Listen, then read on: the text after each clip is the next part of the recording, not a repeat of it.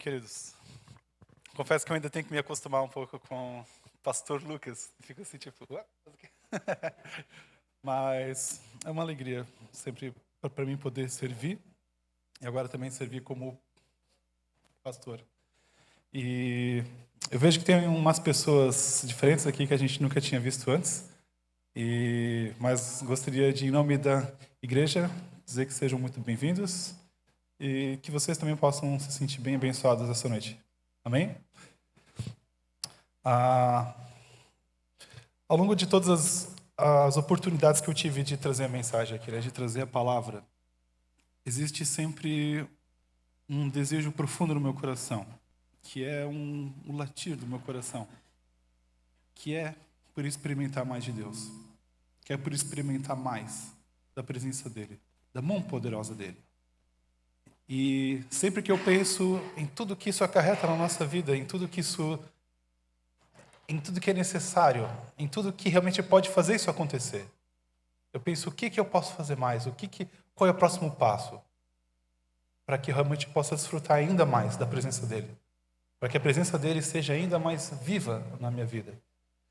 E é uma das coisas até que eu estava comentando com um irmão esses tempos atrás, dizendo assim, olha, às vezes eu tenho receio que todas as minhas mensagens o pessoal vai começar a perceber, olha, aponta sempre para o mesmo lugar. Mas essa é a verdade. Até que o Senhor realmente me inspire algo diferente, o profundo desejo do meu coração é que a gente quebre todas as paredes do que diz respeito à religião, do que diz respeito à tradição, do que diz respeito a simplesmente a minha religião é cristianismo, eu sou evangélico, mas que a gente consiga experimentar realmente da presença dEle, da mão poderosa dEle agindo nas nossas vidas. E isso tem sido realmente o profundo desejo do meu coração. E nessa minha jornada, eu sempre vou querer compartilhar com vocês aquilo que Deus tem me falado, para que a gente realmente possa crescer juntos nisso.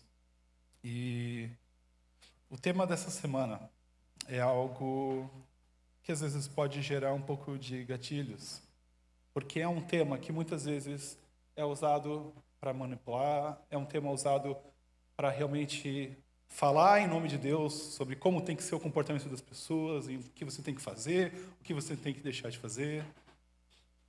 Mas tem um provérbio chinês que diz que o gato que foi queimado com água fervendo vai ter medo também da água fria. Significa que se você jogar água fervendo em um gato, por favor, não faça isso. Mas ele também vai ter medo quando você chegar com água fria. E o que isso significa? Que a gente não pode simplesmente se esconder desse assunto, ou querer não pensar muito sobre isso, ou não querer se aprofundar nisso. Mas a gente precisa se relacionar bem com isso. Já há algum tempo já desde que eu vi ali na escala, quando o pastor André colocou o meu nome para trazer a mensagem nesse dia, eu já estou em oração já desde aquele tempo e pedi a Deus. Eu sentia no meu coração que essa era uma boa oportunidade para trazer esse tema, mas eu sempre quero estar sensível ao Senhor com relação, a não é a hora, a não, Deus tem outra mensagem. E eu estava pedindo para Deus uma confirmação. E durante o retiro de crianças, eu estava trabalhando no quintal lá em casa, no nosso terreno lá. Acho que a maioria de vocês já sabe que eu e minha família, a gente voltou a morar aqui em Timbó, depois de... Olha, nem sei quantos anos eu morei em Indaial, mas foi bastante tempo. E do lado da minha casa e nos fundos costumava ter um mato alto, assim, da altura, da minha cabeça praticamente. E aí a gente pediu, já faz um bom tempo, já para um roçador vir lá, passar a roçadeira, e ele derrubou tudo. Mas era verão, quente, chuva, daqui a pouco aquele mato já estava de novo na altura do joelho. Era questão de uma semana e meia, assim. Crescia muito rápido. E aí eu chamei o roçador de novo e pedi, olha, tu consegue passar um veneno para matar esse mato? E aí ele passou um veneno, e aí daqui a pouco aquilo tudo, aquela capoeira verde na altura do joelho, daqui a pouco ficou amarela. Então era um campo de palha seca, parecia uma plantação de arroz, assim. E beleza. Só que daí ficou feio assim também. E aí eu chamei ele mais uma vez, falei, olha, vamos passar a roçadeira de novo, vamos derrubar essa palha seca, esse mato seco. Beleza, ele veio, passou toda a roçadeira de novo, derrubou tudo no chão. Aí daqui a pouco eu olhei e tinha um tapetão comprido amarelo, assim, de mato seco. E durante o retiro de crianças, eu acordei cedo no domingo de manhã e né, acordei cedo já com aquela vontade de orar e pensei, quer saber, eu vou orar e vou pegar o rastel e vou juntar aquela palha toda e vou jogar lá no mato. Vou deixar, né, o chão todo bonitinho. E eu peguei e fiz isso. E fiquei uma boa parte da manhã ali arrastando aquele mato, quando de repente eu tive uma impressão muito forte no meu espírito, que para mim serviu inquestionavelmente de confirmação. E a impressão que eu tive no meu espírito foi o Senhor falando, é isso que eu quero fazer com a minha igreja. E o tema dessa noite é almejando santidade. Almejando, desejando profundamente a santidade. Uma das razões pelo qual o desejo tão profundo do meu coração é de realmente ter mais a presença de Deus. É porque é ela que separa a gente de praticamente todas as outras religiões que se dizem ser verdade. Se a gente olha, por exemplo, para Êxodo 33, Moisés faz uma declaração interessante. Ele fala que a presença de Deus é aquilo que separa o povo de Israel de todas as outras nações. Então, se a gente olha ali para o povo, né, de Israel no deserto, a gente via a nuvem protegendo eles durante o dia, a coluna de fogo à noite, era a presença manifesta de Deus. Não era simplesmente Deus se revelando através das suas escrituras, era a presença manifesta dele. Vocês entendem isso? E Moisés fala, a tua presença é o que nos separa das outras nações. Podia ter falado outras coisas, como a tua presença é o que me basta, a tua presença é o que me sustenta, sem a tua presença eu não vivo, e nada disso estaria errado. Mas ele falou, a tua presença é o que separa a gente das outras nações. E o que ele quer dizer com isso? Naquela época, quando eles saíram do Egito, o Egito já tinha suas dezenas de deuses. Cercado deles tinha Canaã, com seu deus Baal, e tantas outras nações com seus deuses. E hoje em dia não é diferente. Hoje em dia, se eu pego a Bíblia e vou até um muçulmano e digo, a Bíblia é a verdade, ele vai dizer, o Alcorão é a verdade. Ou se eu vou até, talvez, o Japão, né, e chego para um budista e digo, Jesus é o único digno de ser adorado, ele é o verdadeiro Deus. Ele vai dizer que adora Buda. Mas enquanto ele adora uma estátua que nunca vai abrir os olhos e enxergar ele de verdade, ele adora uma estátua que não vai ouvir as orações dele, ele adora uma estátua que não vai se levantar e ir até ele. Nós cremos em Jesus, que restaurava a vista das pessoas, que restaurava a audição, que curava os aleijados. Amém? E se eu vou até Meca, os ossos de Maomé ainda estão lá. Por mais que alguns muçulmanos digam que Maomé ressuscitou também, e Maomé não ressuscitou. Os ossos dele estão lá, guardados por guardas com metralhadoras. E ele desceu, ele não subiu. Porque existem registros de que Maomé ouviu a mensagem do Evangelho e rejeitou. Então, Maomé não ressuscitou. Mas nós cremos no Jesus que ressuscitou dos mortos. E ele não voltou a morrer. Ele subiu. Ele ascendeu. Amém?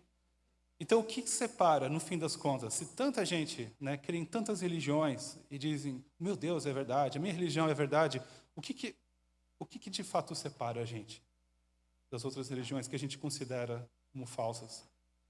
O que separa a gente realmente de qualquer outro Deus que a gente considera e sabe que é um Deus morto? A diferença é que o nosso Deus, ele pode se manifestar, porque ele é vivo. O nosso Deus vive, amém? E é isso que a gente precisa entender. Não é uma questão de simplesmente viver por sinais, não é simplesmente uma questão de, eu só creio se eu sinto, se eu vejo, se eu... A gente crê, a gente tem fé. Isso vem do Espírito Santo também. Mas se nós vivemos realmente uma vida dentro da presença do Senhor, sentir a manifestação dele real, deveria ser uma coisa constante nas nossas vidas. E de todas as mensagens que eu já trouxe falando sobre, né, oração, falando sobre jejum, falando sobre o zelo da palavra, falando sobre o temor do Senhor e sobre tantas outras coisas. E eu acho que uma das coisas que mais afeta a nossa intimidade com Deus, algo talvez que mais vai impactar, tanto positivamente como talvez negativamente, é a questão da santidade. O maior inimigo da nossa relação com Deus e da manifestação da presença dele nas nossas vidas é o pecado. E eu gostaria que a gente entendesse um pouco mais sobre a santidade essa noite, essa manhã. E Sabe, Davi declara isso. Sabe? Na presença de Deus, a plenitude de alegria. E depois Neemias fala, a alegria do Senhor é a nossa força. E a gente vê estatísticas, assim, são antigas já, mas que praticamente para cada cristão existe um desviado. E a gente fica pensando, o que faz uma pessoa simplesmente desistir da caminhada? Sabe, a gente olha para a igreja primitiva, eles pagando um preço tão alto. O pastor André, esses tempos atrás, ainda mencionou, dos cristãos no Coliseu, sendo rasgado pelos leões, e eles não fugiam. Eles não gritavam, me tira daqui, eu nego Jesus. Como eles eram colocados em estacas para iluminar as cidades à noite. E para que o impacto fosse maior, eles não eram incendiados todos ao mesmo tempo, eles eram incendiados um depois do outro. Para que talvez alguém quisesse negar, para que alguém quisesse dizer, não, me tira daqui, eu nego tudo. Mas aí a gente vê uma igreja primitiva com uma força, sabe, cantando. A tradição diz que eles cantavam. E quando um já não conseguia mais cantar, o que estava próximo continuava a letra, continuava aonde o outro parou. Que força é essa? Que a igreja primitiva tinha em dizer, não tem a menor chance de eu negar Jesus, não tem a menor chance de eu negar a minha caminhada com Ele. E infelizmente hoje a gente vê gente por uma fração assim minúscula de tanta provação, deixando o caminho, deixando o Senhor. Chega a provação, chega a tentação e deixa o caminho. E o que realmente bate, sabe, na minha cabeça é pensar, por quê? Por que falta para assim tanta força realmente? E falta realmente, queridos, para muita gente, infelizmente, falta essa presença de Deus que muda tudo. Uma pessoa, ela pode decidir virar religiosa, ela pode decidir que ela quer seguir Jesus, ela pode ter uma relação com a igreja enquanto estrutura, ela pode fazer boas amizades, mas é muito triste pensar que às vezes ela pode passar uma vida inteira sem experimentar, sem ter uma experiência profunda entre ela e Deus. Independente do pastor, independente dos irmãos, entre ela e Deus. E é isso que nos liga profundamente a Ele. Amém?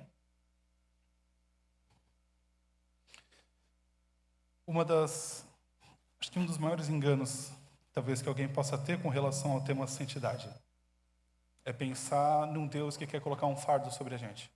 É pensar num Deus que quer acabar com a nossa festa, com a nossa farra. É pensar que santidade é um negócio que a gente não pode ir muito profundo, senão a nossa vida vai ser entediante. E eu gosto de uma frase que C.S. Lewis fala, né? Quão pobre de pensamento são os que acham que santidade é entediante. Quando você entende realmente o que representa a santidade, ela se torna irresistível. Ela se torna irresistível. Quão pequeno é o pensamento de quem acha que santidade vai acabar com a nossa alegria. Quando a gente entende o que acontece na nossa vida através da santidade, ela se torna um desejo irresistível. Eu quero ser mais santo. Eu quero ser mais santo. E para continuar, eu gostaria que a gente entendesse um pouco mais sobre santidade, porque existem dois aspectos da santidade e a gente precisa entender eles. Então, a primeira passagem que eu gostaria que vocês abrissem na Bíblia de vocês é a de Hebreus. Hebreus, capítulo 12, do versículo 14. Hebreus 12, 14.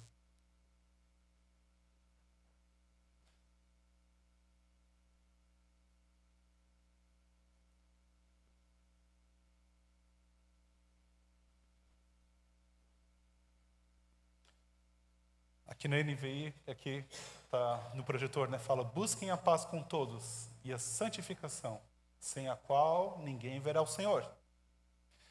Eu gosto de outra tradução que diz, esforcem-se para viver em paz com todos e para serem santos. Sem santidade, ninguém verá o Senhor. Se a gente olha o grego, como Paulo escreveu essa passagem, no grego, ele nem usou a expressão esforcem-se. Ele usou uma expressão persigam.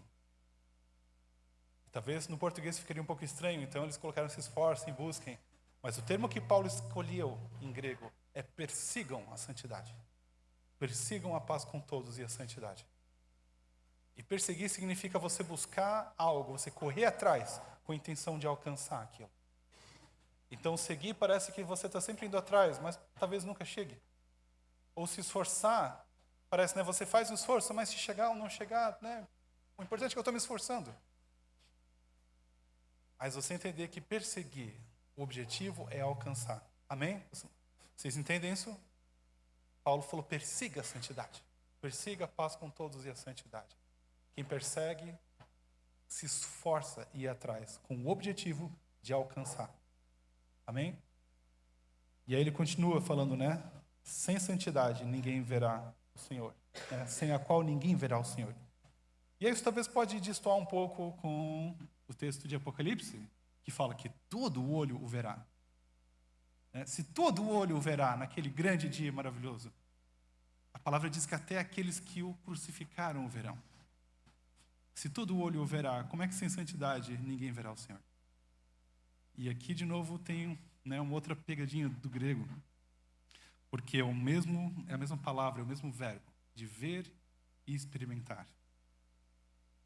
Quando Paulo escreve isso, sem santidade ninguém verá o Senhor, a gente pode traduzir isso como um ver face a face. Ou pode ser como experimentar o Senhor. Experimentar a presença dele. Amém? Mas existe uma questão um pouco interessante sobre isso, porque Paulo está falando para a gente se esforçar em buscar a santidade. Mas, por exemplo, se a gente olha para textos como, por exemplo, Efésios 1:4, né, Paulo também fala, Deus nos escolheu antes da criação do mundo para sermos santos e irrepreensíveis em sua presença. O pessoal ali está rapidão hoje. Efésios 1:4, né? Mesmo antes de criar o mundo, Deus nos amou e nos escolheu em Cristo para sermos santos. Deus nos elegeu para sermos santos. E quem nos justifica é Cristo. Ele nos torna santos. Para a gente entender isso um pouco mais, por exemplo, em 2012, né, eu me casei com a Julie, ela casou comigo, e eu dei a ela o direito de se tornar minha esposa, e ela me deu o direito de eu ser o marido dela. E daqui a 7 anos, quando a gente fizer 20 anos de casado, ela não vai ser mais minha esposa do que ela é hoje. E eu não vou ser mais marido dela do que eu sou hoje. Imaginem que ela chega nas mulheres enraizadas na quinta-feira e diz, meninas, por favor, me ajudem, eu quero me tornar mais esposa ainda do Lucas. Imagina que nessa sexta agora eu chego para o Delcio, para os homens e digo, me ajudem, vamos orar por mim, eu quero ser mais marido ainda da Júlia. Eles vão dizer, olha, eu não sei se eu estou entendendo muito bem onde é que tu quer chegar com isso. Você, né, já é marido, né? Você casou, é marido, ponto. Mas agora imaginem que eu digo assim, orem por mim. Eu quero me comportar ainda mais como marido. Eu quero que o meu comportamento seja ainda mais de marido. Eu quero ser um marido melhor. Aí isso pode fazer algum sentido, né? Mas o que acontece?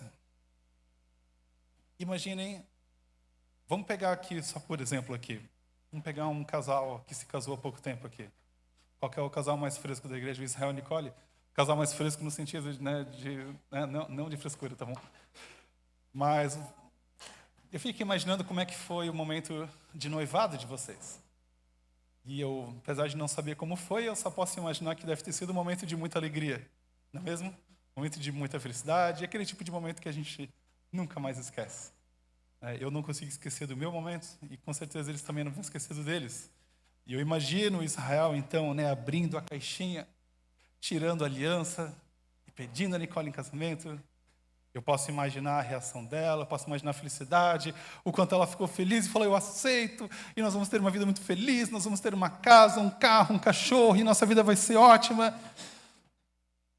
Mas agora, imaginem hipoteticamente, que ela continuasse falando, olha Israel, mas tem um rapaz que eu conheci lá no ensino médio, e eu, 1 ou 2 vezes por mês eu gostaria de visitar ele. E tem um outro rapaz lá do meu trabalho, lá em Santa Cruz. Algumas vezes por ano eu também gostaria de passar a noite com ele. Mas, assim, você vai ser o meu preferido. Eu prometo. A maior parte do tempo vai ser com você. Você vai sempre ser meu preferido.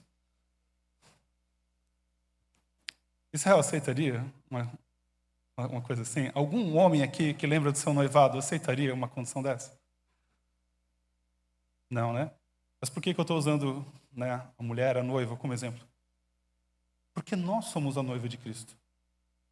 Quando a gente olha para tudo o que Cristo passou por nós, ele foi humilhado, ele recebeu socos no rosto, ele foi massacrado e torturado. E no momento em que ele foi para a cruz, Isaías 52 profetizou, isso é verdade. A gente assiste filmes como A Paixão de Cristo, a gente acha pesado, mas foi exatamente o que Isaías profetizou no capítulo 52. Ele diz que a feição dele, quando ele foi para a cruz, já não era mais nem humana. E então Jesus está lá pagando o preço máximo. E num grito, ele fala, está consumado.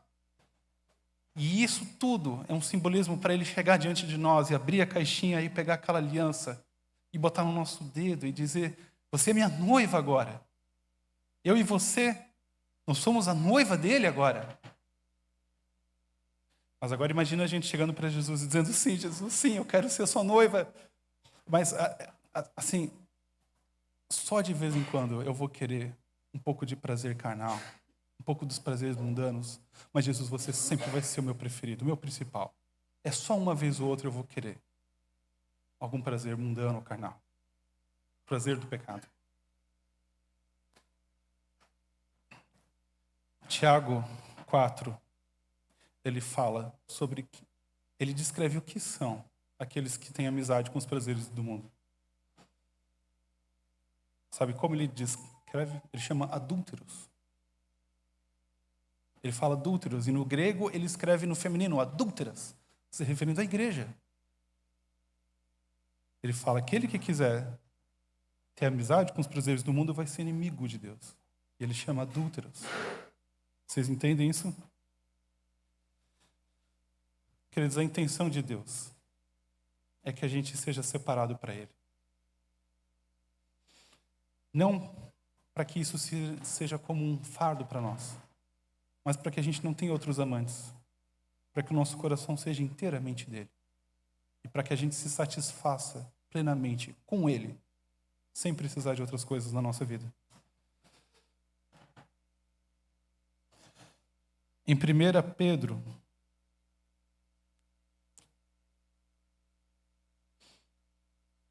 Pedro, no capítulo 1, versículo 14 e 16. 1 Pedro, capítulo 1, versículo 14 até o 16.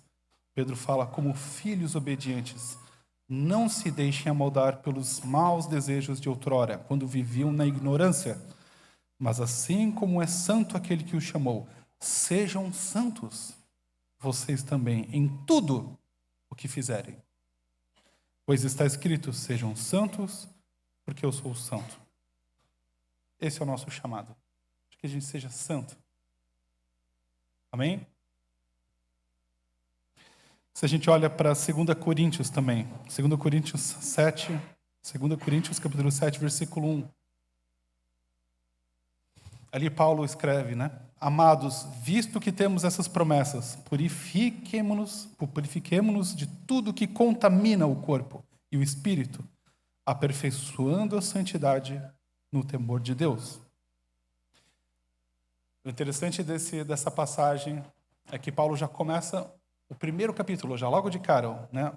Ele começa o primeiro versículo, não o primeiro capítulo. Ele começa o capítulo já dizendo, visto que temos essas promessas. E a gente fica, né? Tá, mas que promessas? E isso, infelizmente, é uma questão da divisão da Bíblia, de como ela foi dividida em capítulos.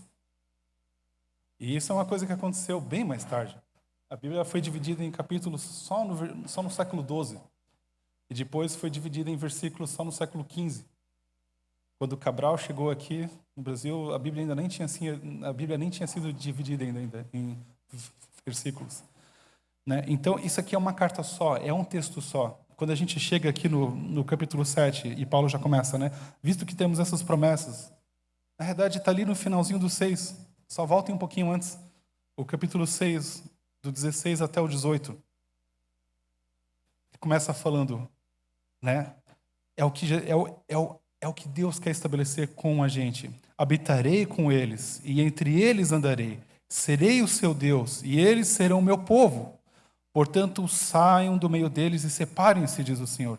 Não toquem em coisas impuras e imundas, e eu os receberei. E serei o seu pai, e vocês serão meus filhos e minhas filhas, diz o Senhor Todo-Poderoso. E daí ele continua no 7.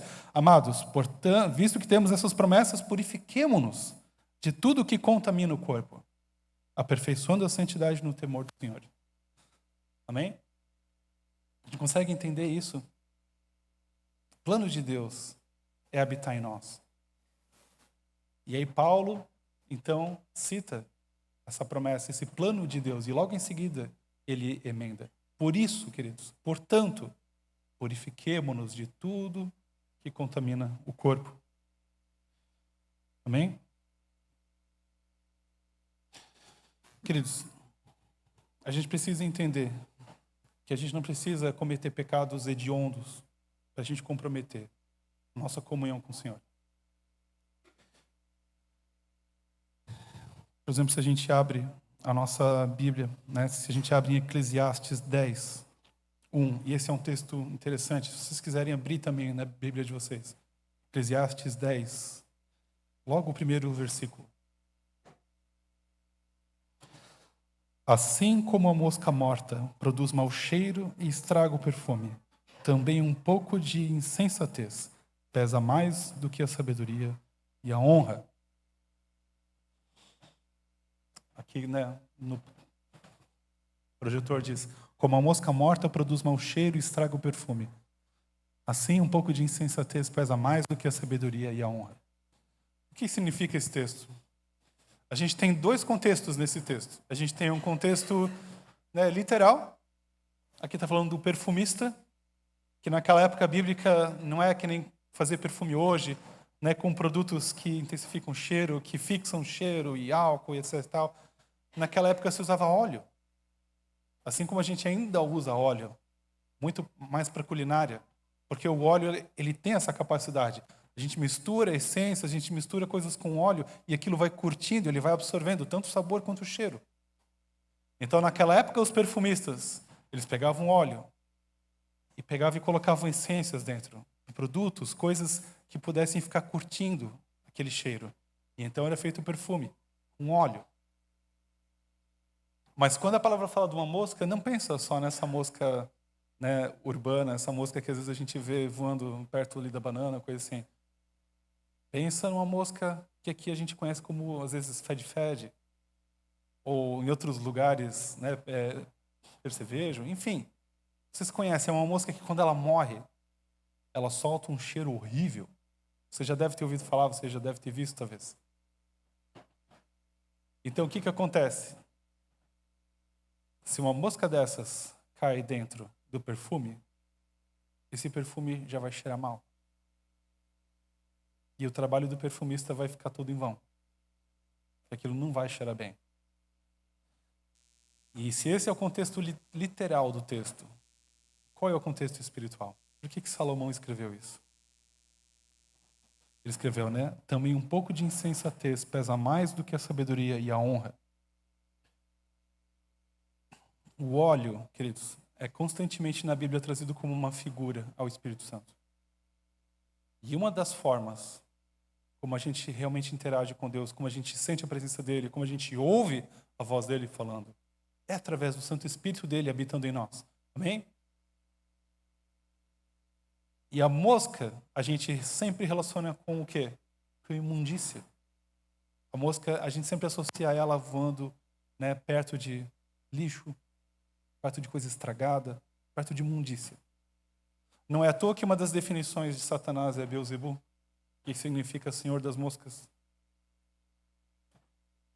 E quando a Bíblia fala, né, de cheiro, a gente pode lembrar de 2 Coríntios, quando Paulo fala, né, que o nosso comportamento sobe como perfume para Deus. Isso já era desde a antiguidade, desde o período dos sacrifícios. Deus já predefinia exatamente aquilo que deveria ser queimado e aquilo subia como um cheiro suave e agradável a Ele. Hoje a gente não sacrifica mais animais, glória a Deus, Jesus foi o sacrifício final. Mas Paulo escreve em 2 Coríntios que o nosso comportamento, que quando a gente manifesta Cristo nas nossas vidas, no nosso comportamento, isso sobe ao Senhor como um cheiro, suave e agradável. Mas o que acontece quando a gente deixa um pouco de imundícia entrar no nosso comportamento? Como é que sobe esse cheiro? Agradável? Tem um pregador argentino que ele fala: você não compraria no mercado uma garrafa que diz 98% água potável, 2% esgoto. Mesmo que você pense, mas gente, é só 2%, nem vai dar para sentir o gosto do esgoto, está tão diluído. Mas se você sabe que tem esgoto ali no meio, você não vai consumir aquela água sem qualquer chance. E a gente precisa entender que na nossa comunhão com o Senhor, a gente não pode tolerar. A gente não pode deixar a imundícia entrar nas nossas vidas. Mas antes que isso possa parecer uma mensagem dura, uma mensagem, né, legalista, e afinal de contas, ninguém vai alcançar a perfeição aqui na Terra, certo? A gente nunca vai chegar à perfeição. Paulo mesmo diz, ainda não alcancei. No entanto, ele usa a expressão ainda.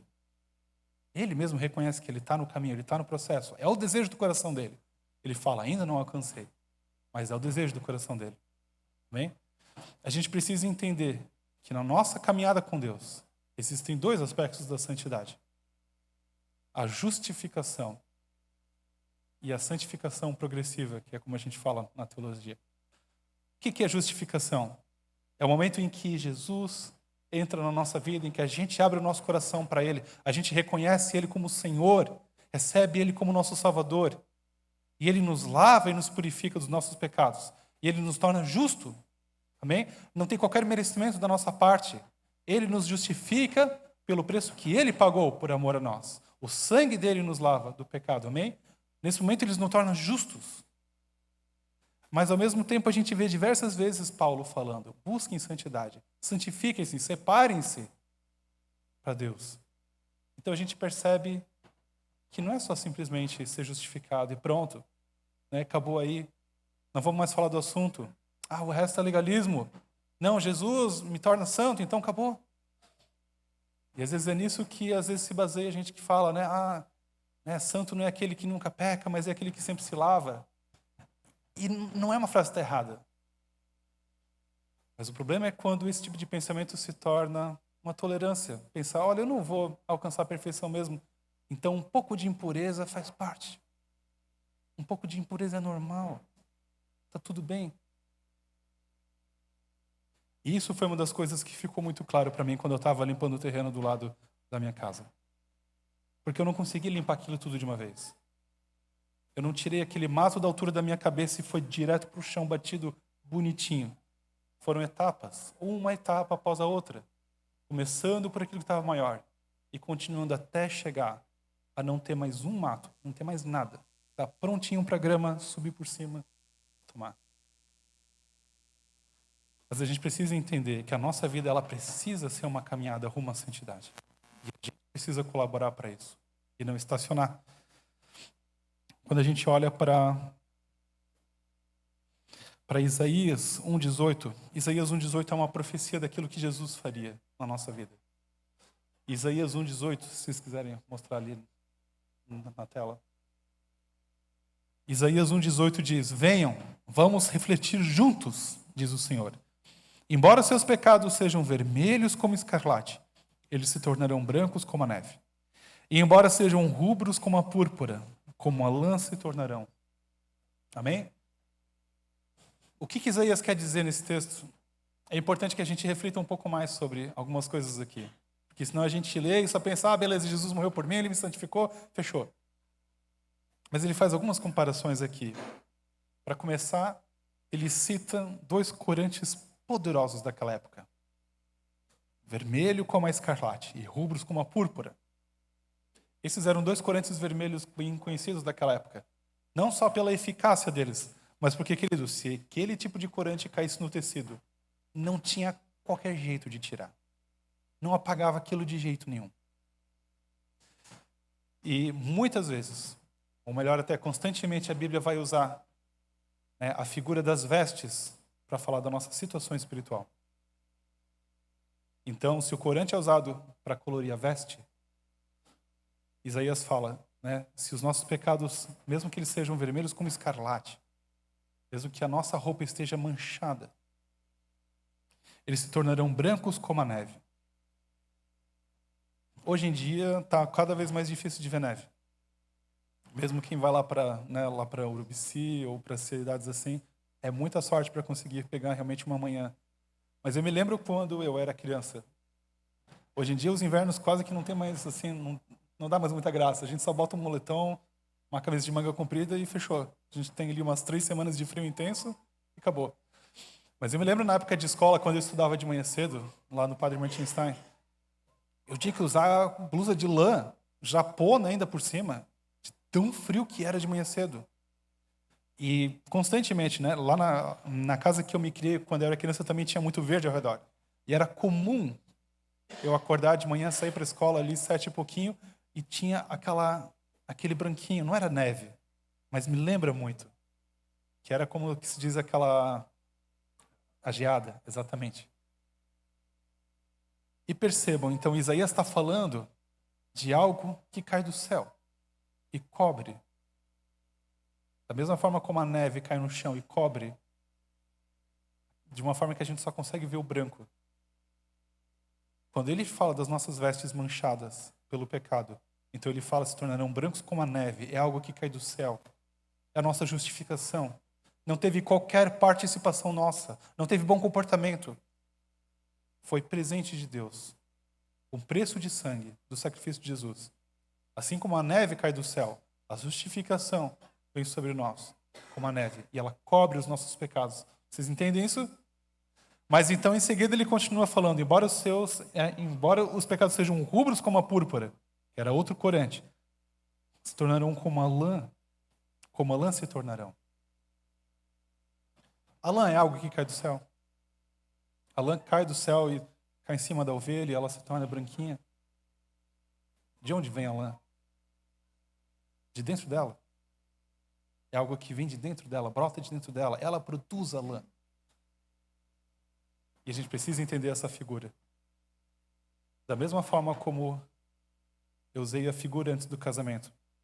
A gente contrai o casamento não para continuar se comportando como a gente se comportava antes. Antes de conhecer a Júlia, eu conheci outras moças. Eu troquei cartas com outras moças. Eu conversei por MSN. Quem que é dessa época? Eu conversei com outras moças por MSN. Mas depois que eu entrei num relacionamento sério com a Júlia, o meu comportamento mudou. Ele precisava condizer. Quando eu me casei com ela, eu fechei a porta para todo o resto. Da mesma forma como Jesus nos justificou, ele não justificou a gente para a gente continuar andando nos mesmos caminhos. Para sempre só ficar pensando, a graça ela só se manifesta quando a gente erra. Então a gente vai continuar errando e só pedindo perdão e está tudo certo.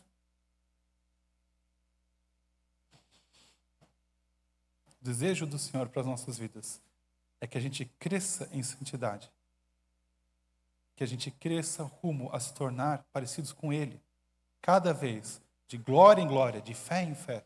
Cada vez mais parecidos com Cristo. Amém? Esse processo de santificação na nossa vida, ela precisa ser constante. A gente precisa entender que um dos atributos de Deus é a longanimidade dele. E eu estava pesquisando sobre o significado desse termo. Porque a primeira instância ela só parece paciência, né? A longanimidade. Mas além da paciência, uma das definições de longanimidade é suportar a longo prazo e ter bom ânimo. Suportar a longo prazo. Queridos, Deus sabe a nossa natureza, Deus sabe quem nós somos. E Deus sabe que mesmo que a gente comece a nossa jornada com Ele, a gente vai precisar de tempo para ser tratado, tempo para que coisas saiam da nossa vida, tempo para que pecados sejam tratados, para que velhos hábitos desapareçam da nossa vida. Para alguns isso acontece mais rápido, para outros não. Mas é muito problemático quando a gente começa a confundir longanimidade com impunidade. E a gente começa a tratar aquilo que deveria ser um processo de tempo, uma questão de tempo, até ser tratado na nossa vida, a gente começa a tratar com complacência. Porque uma coisa é a gente errar o alvo, tentando acertar. Uma coisa é a gente errar com a intenção de acertar. A gente se entristece, a gente chora, a gente pede perdão, a gente pede, Senhor, me ajuda. E se essa é a tua situação, meu amigo, não te desanime, não te entristeça. Continua firme. O Senhor é contigo. Mas o problema é quando a gente começa a se tornar complacente. E da mesma forma como se eu desistisse de limpar o terreno quando ele está baixinho e pensasse, assim já está bom. Isso aqui não tem problema. Eu já melhorei bastante já desde a minha conversão. Isso aqui agora não precisa mais mexer. A palavra mesmo diz, de Deus não se zomba. Tudo aquilo que a gente planta, a gente vai colher. Mas o que enche a gente de esperança é entender que a longanimidade de Deus é o amor dele por nós. E entender que a gente está no processo. E que ele nos aceita assim como a gente é. Caminhando em direção a ele. Colaborando com o processo de santidade na nossa vida. E isso é uma das coisas que precisa ser claro no nosso coração. Porque, queridos, vocês notem que eu não estou falando de comportamentos específicos, eu não estou querendo julgar ninguém, eu não estou querendo dar pitaco no comportamento de ninguém aqui. Mas muitos problemas na nossa vida poderiam ser evitados se a gente tivesse, às vezes, mais temor, menos tolerância. Vamos pegar casais que passam pela dor duríssima do adultério. Às vezes não precisava chegar nesse ponto se lá no começo, aqueles jogos emocionais, aquele contato no WhatsApp que nunca deveria estar salvo, se lá no começo não tivesse tolerância, não tivesse complacência, não tivesse aquela... Não tem problema. Um pouco de impureza está tudo bem. Vocês entendem o que eu quero dizer? Tudo que há em nós precisa desejar a santidade. Tudo que há em nós precisa entender, eu quero ser santo. Mesmo que eu termine a minha vida sem conseguir chegar no 100%, mas os meus olhos precisam estar na santidade. No meu alvo, o meu alvo precisa ser a santidade. E não estacionar. E não se tornar tolerante e complacente com aquilo que Deus, muitas vezes, já incomoda, já arranha o nosso coração. A gente sabe. Queridos, eu não preciso citar nada, você sabe. Cada um de nós sabe. Coisas que às vezes a gente já deveria ter aberto mão, parado. Deus fala com a gente. Quando Adão pecou e o Senhor veio procurar ele, o Senhor não falou, Adão, o que foi que você fez? Ele falou, Adão, onde é que você está? Porque o Senhor veio para o encontro com ele e Adão não veio. Adão se escondeu. E esse é o resultado. Perder a intimidade com Deus. Isso é uma coisa que nunca deveria acontecer nas nossas vidas. A santidade, ela não é um peso nas nossas vidas. A santidade, ela na realidade, ela é uma porta de entrada para mais intimidade com Deus. E é isso que C.S. Lewis quis dizer lá no começo. Santidade não é entediante. Não é Deus querendo acabar com a nossa farra. Na realidade, Deus está querendo ensinar a gente a passar por uma porta de mais intimidade com Ele, de mais relacionamento com Ele, de mais presença manifesta nas nossas vidas. Eu já citei esse verso de João tantas outras vezes e provavelmente essa não vai ser a última vez, porque esse é um dos versos que mais toca o meu coração. Mas é onde Jesus fala, aquele que tem os meus mandamentos e os guarda, esse é o que me ama. E aquele que me amar, eu vou amar ele também e vou me manifestar a ele. Notem que ele nos diz, eu vou me revelar, eu vou...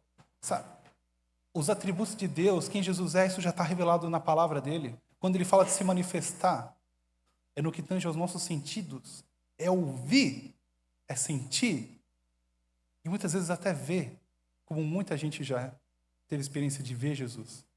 Amém? Esse precisa ser o nosso alvo.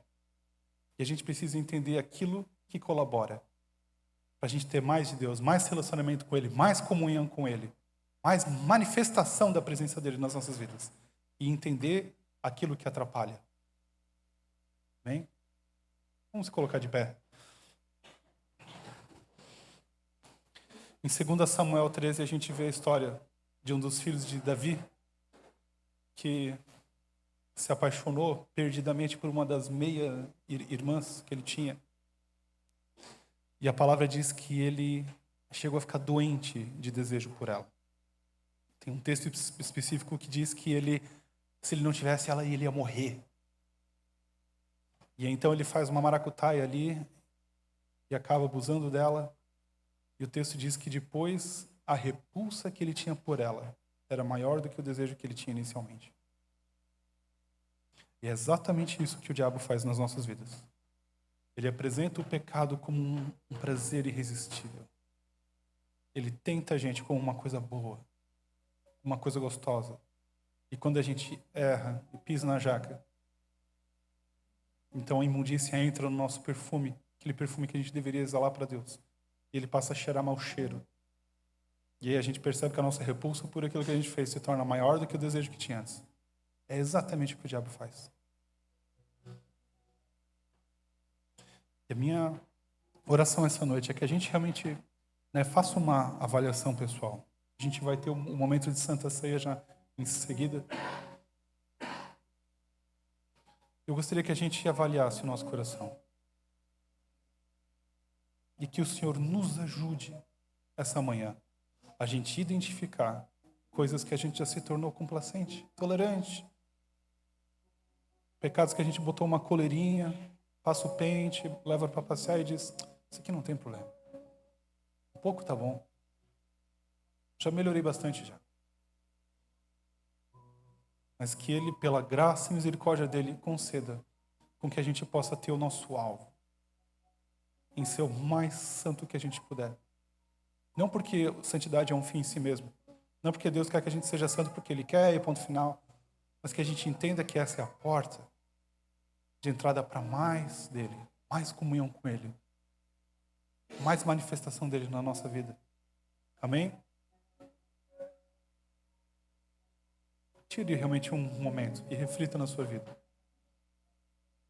Qual foi essa última vez que você orou e pediu, Senhor, revela o que ainda é uma pedra no nosso relacionamento. Senhor, revela o que está em oculto. Qual foi a última vez que você orou e pediu, Deus, me mostra o que no nosso relacionamento te entristece. Mostra para mim, abre os meus olhos, Senhor. Mostra o que eu faço que ainda deixa o teu Espírito Santo triste, que te entristece. O Senhor vai começar a mostrar. O Senhor vai começar a abrir os nossos olhos. E algumas dessas coisas, às vezes, na nossa vida é dura. Às vezes a gente precisa confessar pecados, precisa confessar para a esposa. Às vezes a esposa precisa confessar para o marido. Não é fácil. Mas, queridos, o que vem depois é muito melhor. Eu não posso descrever o quão valioso tem sido as minhas experiências com Deus nos últimos anos. Seja sonho, seja tendo essas impressões fortes no meu espírito, sejam respostas de oração imediatas, coisas que eu vou avançando no Senhor e eu entendo, isso se torna um combustível para mim. Quanto mais presença dele eu tenho, mais eu quero, e mais eu começo a entender, peraí, se tem alguma coisa que me impede, eu quero me livrar disso.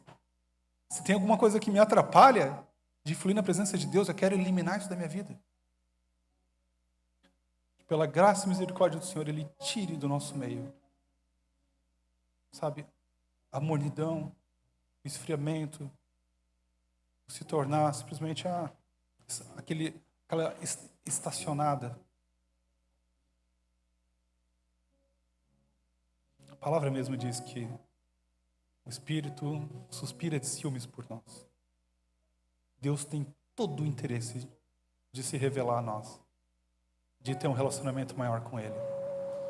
O que às vezes estraga esse relacionamento é a nossa imundícia.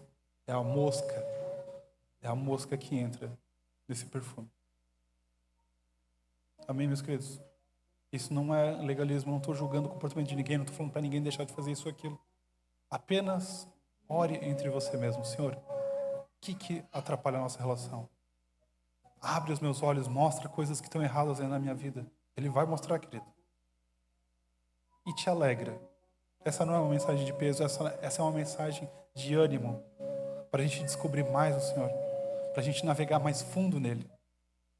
Para a gente identificar o que atrapalha a gente de experimentar mais dele. Afinal de contas, isso aqui não é só mais uma religião. O nosso Deus vive. A gente precisa experimentar mais dele nas nossas vidas. A gente não veio adorar uma estátua morta. O nosso Deus não é uma invenção. O nosso Deus é vivo. Vamos experimentar a presença dele. Vamos experimentar a manifestação dele nas nossas vidas. E que seja um desejo do nosso coração se livrar de tudo aquilo que nos atrapalha. Senhor Deus e Pai, eu quero, em nome de toda a igreja aqui, te pedir perdão, Senhor. Porque a gente erra e nem sabe, Senhor. A gente peca e nem percebe.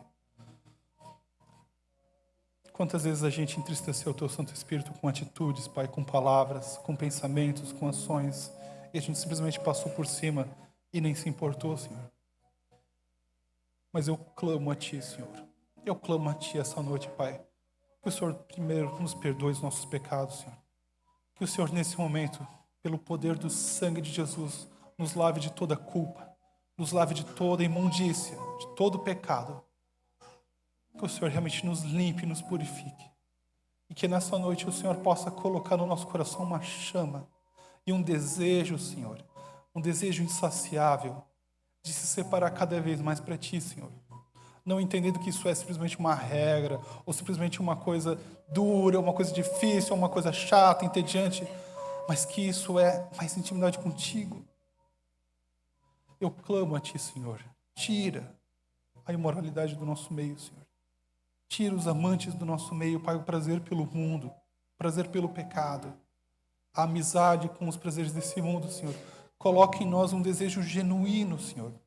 Não legalista, não religioso, um desejo genuíno, Senhor, de ser separado para Ti, de se santificar para Ti, Senhor. Pai, eu clamo a Ti, em nome de Jesus. Revela no nosso meio, Senhor, aquilo que nos atrapalha, aquilo que ainda é uma prisão, aquilo que ainda faz o nosso comportamento subir a Ti como um cheiro imundo, Senhor. Ó, Pai, nós clamamos a Ti, Senhor. Clamamos a Ti, Senhor, nós não temos merecimento nenhum em nós, mas pela Tua graça e misericórdia, Jesus. Nós somos a Tua igreja, Tu és a nossa única esperança, Senhor. Somente Tu pode fazer isso por nós, Pai. E eu clamo a Ti por cada um de nós aqui, pela vida de cada um de nós, Pai. Nos ajuda, Senhor, a crescer cada vez mais em santidade, Pai. Para que a nossa vida não seja estagnada, Senhor. Ó, Pai, eu clamo a Ti, nos livre de passar uma vida inteira, Senhor, só desfrutando da estrutura da igreja e não desfrutar da Tua presença, da Tua mão poderosa, da Tua voz, da Tua manifestação no nosso meio, Senhor. Eu clamo a Ti, Pai, nos livre de uma tragédia dessa, Senhor. Mas que a gente possa experimentar mais a Tua presença real. E que tudo aquilo que nos atrapalha seja removido da nossa vida, Pai. Nos ajuda, Senhor. Nos ajuda, Senhor. É o profundo clamor do nosso coração, Pai. Nós clamamos a Ti, Senhor, em nome de Jesus. Amém? Eu sinto no coração, se alguém